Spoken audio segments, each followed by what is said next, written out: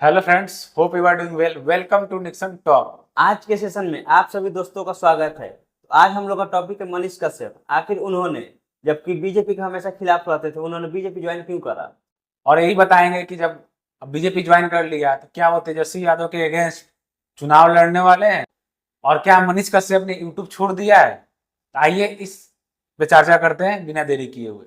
और साथ ही साथ ये भी बताएंगे क्या बीजेपी वालों ने जब उनको अपने में ज्वाइन करा है तो क्या उनको बीजेपी की तरफ से लोकसभा का टिकट मिलेगा या फिर नहीं मिलेगा।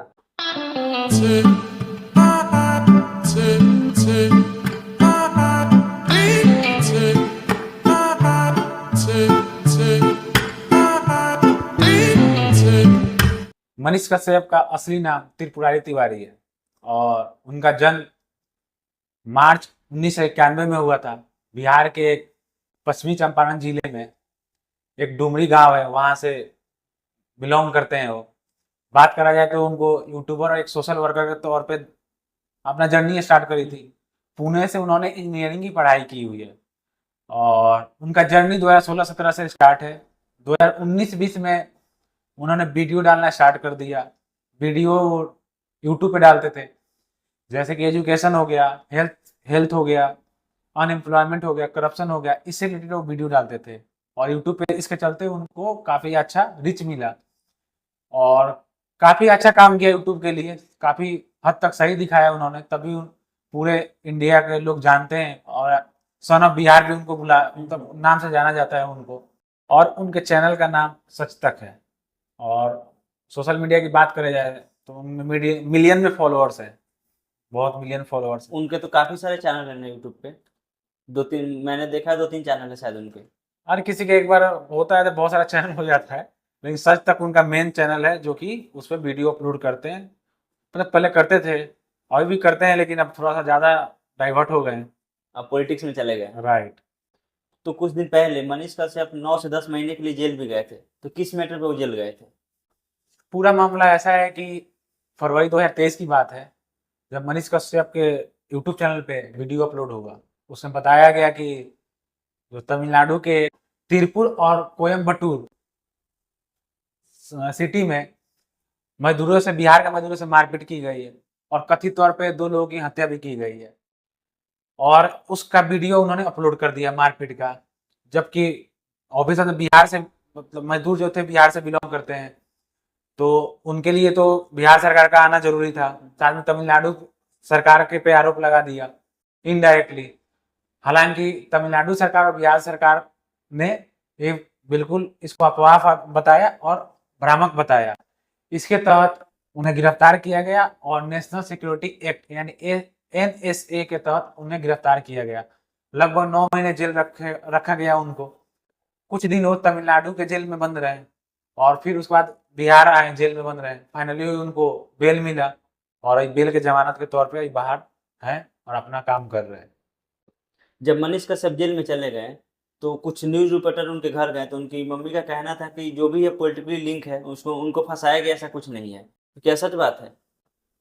देखिए, जो मामला आया है तो उसमें उन्होंने दावा करा है या उनके घर वाले ने दावा करा है या उनके समर्थक ने दावा करा है कि मनीष कश्यप को जेल तो NSA लगाना, क्योंकि NSA बहुत बड़ा कानून होता है, नेशनल राष्ट्रवाद मतलब सुरक्षा से जुड़ा होता है। तो उसमें जेल जाना बहुत बड़ी बात बोला जाता है। तो उनका कहना है, समर्थक या उनके फैमिली वालों का, कि जो जेल गए हैं इनमें उनका कोई मतलब कोई रोल नहीं। उन्होंने तो सच दिखाया कि मारपीट हुआ बिहार के मजदूरों के साथ, उन्होंने सच दिखाया, तो उसके लिए वो जेल चले गए। और कथित तौर पर मैंने बताया था 2 लोगों की हत्या की बात आई थी। तो हमेशा बोला जाता है, वो हमेशा आरोप लगाते आ रहे थे तेजस्वी यादव पे। तो वहां से लिंक करा गया कि तेजस्वी यादव उनको मतलब पसंद नहीं करते हैं, इसलिए मामला NSA पे लगा दिया और उनको जेल भिजवा दिया गया। तो जब जेल गए तो उसमें से उन्होंने एक कोई न्यूज रिपोर्टर उनका वीडियो रिलीज की थी, उसमें उन्होंने बोला था कि जब तक ऐश करना है कर लीजिए लोग, राजद को और जो जदयू है उनको। उसके बाद मैं मेरे निकलने के बाद 6 महीने के अंदर मैं आपका सरकार गिरा दूंगा। और जस्ट उनके निकलने के 2 से 3 महीने बाद नीतीश कुमार आरजेडी का साथ छोड़ के बीजेपी में मिल गया। तो आपको क्या लगता है राजद का सरकार गिराने में उनका हाथ था? देखिए, सबको पता है कि जो मनीष कश्यप है और तेजस्वी यादव दोनों का पसंद नहीं करते हैं, क्योंकि ऑब्वियस बात है कोई एक पार्टी को पसंद करता है। और रही बात उनकी मनीष कश्यप की स्टेटमेंट की सरकार गिर जाने की, अब इसको एक को इंसिडेंस ही मान सकते हैं, क्योंकि एज सच उस टाइम तक मनीष कश्यप कोई पॉलिटिकल पार्टी से जुड़े नहीं थे। सामने सामने की बात करा जाए, और पीठ पीछे क्या हो रहा है काम तो कोई नहीं बता सकता है।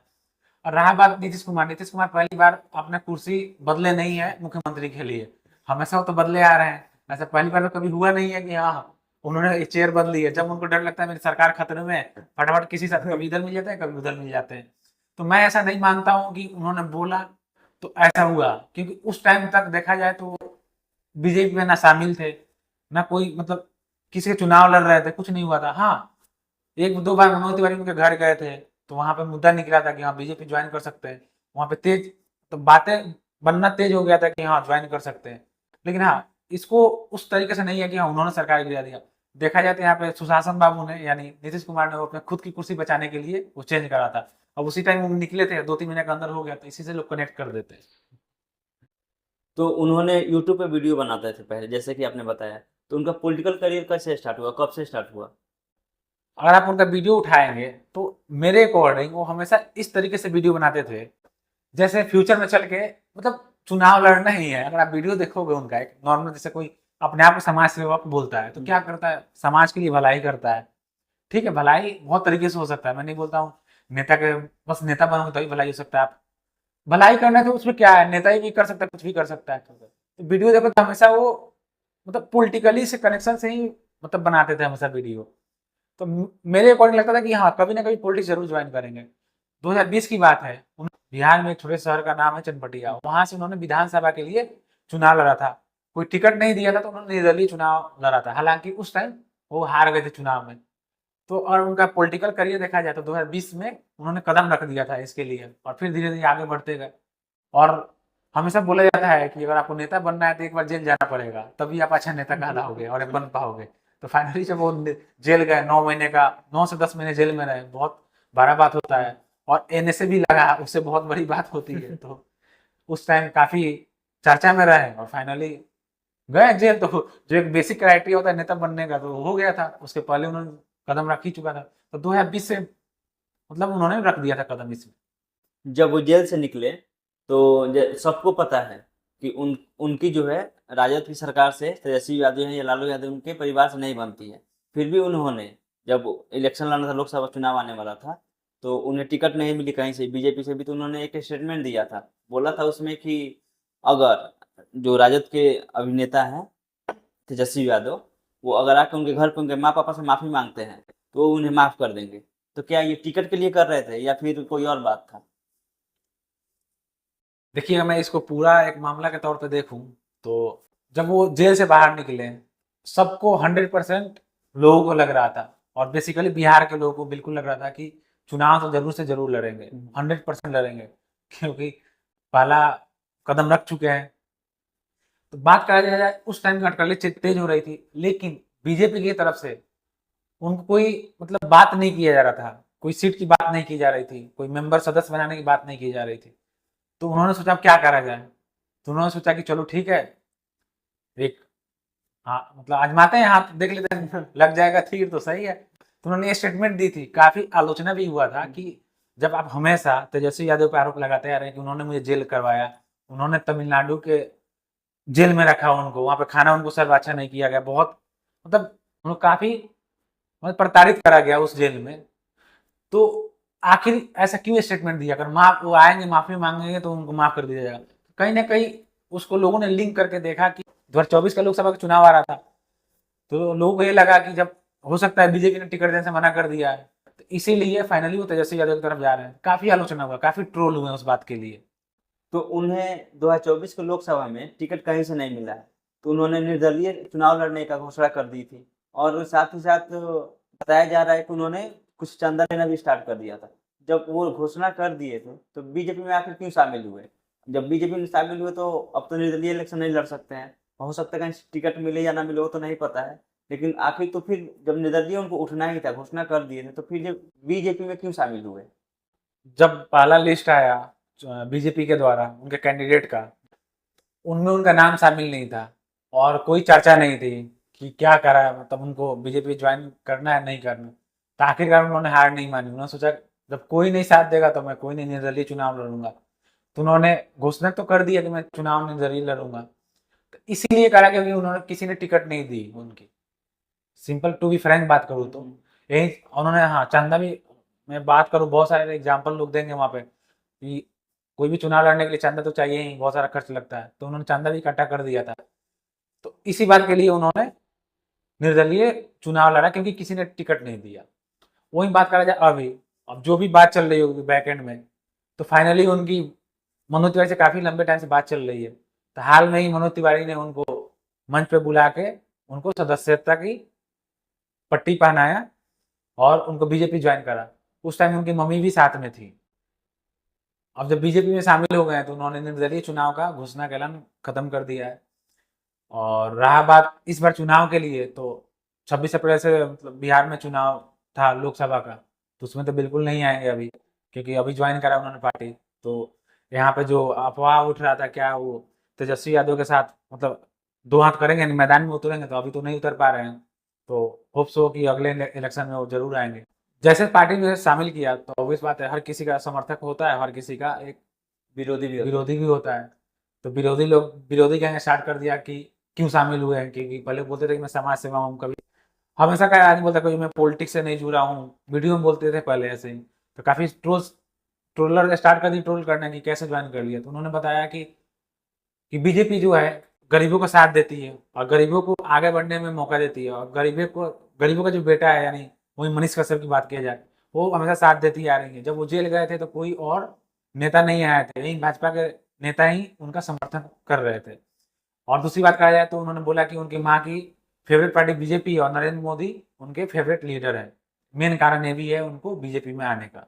तो एक सोशल मीडिया का रिपोर्ट के अनुसार जहाँ पे यूट्यूब का इनकम देखा जाता है, जिसका नाम है सोशल ब्लेड, तो उस पर उनका इनकम देखा है तो कम से कम 50 से 60 लाख का मंथली उनका इनकम है। तो वो बोलते हैं कि पॉलिटिक्स में जाकर वो सोशल वर्क करना चाहते हैं।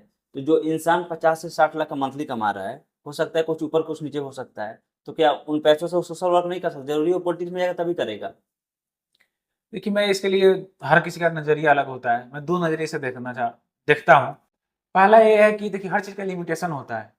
आप एक पावर एक गद्दी पे बैठे रहते हो तो बहुत सारा चीज आपको एडवांटेज मिलता है, एक लिमिटेशन नहीं होता। आपने बोला 60 लाख पर मंथ कमाते हैं, हो सकता है कमाते होंगे, लेकिन कितना चीज कर पाएंगे? क्योंकि अगर आपको सिस्टम सही करना है तो सिस्टम में जाके ही सही कर सकते हो, उस पावर को यूज करके ही सही कर सकते हो। एज ए नेता बनते हो तो आपके पास एक पावर आता है, एक आपकी जिम्मेदारी बनती है कि आपको अपने जिस पार्टिकुलर एरिया में जीतते हो उसके लिए समाज मतलब सुधार करना, वहाँ के जो भी दिखते हैं, चाहे आर्थिक दिखते हो, गरीबी हो गई, शिक्षा हो गया, या बेरोजगारी हो गई, या हॉस्पिटल की बात कर सकते हैं। तो एज ए इंडिविजुअल आप नहीं कर सकते हैं, उसके लिए आपको कुछ ना कुछ थोड़ा सा पावर का यूज करना पड़ेगा। पहला नजरिया है। दूसरा नजरिया ये मेरा मानना है कि आपको सोशल वर्क करना है तो जरूरी नहीं कि पावर में रह के कर सकते हैं। आपने बहुत बड़े बड़े देखा होगा जो कि बड़े बड़े एनजीओ हैं, बहुत सारी चीज चेंजेस कर रहे हैं। बहुत बड़े बड़े एनजीओ बहुत सारा चीज लोगों की जिंदगी बदल रहे हैं, शिक्षा दे रहे हैं, गरीब बच्चों को मुफ्त में पढ़ाई कर रहे हैं, किसी लाचार व्यक्ति का फ्री में इलाज करवा रहे हैं, कोई विकलांग व्यक्ति उसको स्किलफुल जॉब देके नौकरी दिला रहे हैं। तो वहां से भी कर सकते हैं, ऐसा कोई दिक्कत नहीं है। डिपेंड करता है कि आप क्या चाहते हो, पावर चाहते हो, पैसा चाहते हो, फेम चाहते हो। नो डाउट हर किसी को पावर फेम सबको प्यार है, ये रियलिटी है, ट्रूथ रियलिटी है, और आपको भी मिलेगा तो आप जरूर इसको लेना चाहोगे, कौन नहीं लेना चाहेगा। तो दोनों नजरिया अलग अलग है, डिपेंड करता है कि आप उस किस नजरिए से देखते हो, पॉजिटिविटी से देखते हो या निगेटिविटी से देखते हो। अब वो अपने ऊपर डिपेंडेंट है, साथ में ये भी डिपेंडेंट है कि सामने वाला बंदा कैसे काम कर रहा है।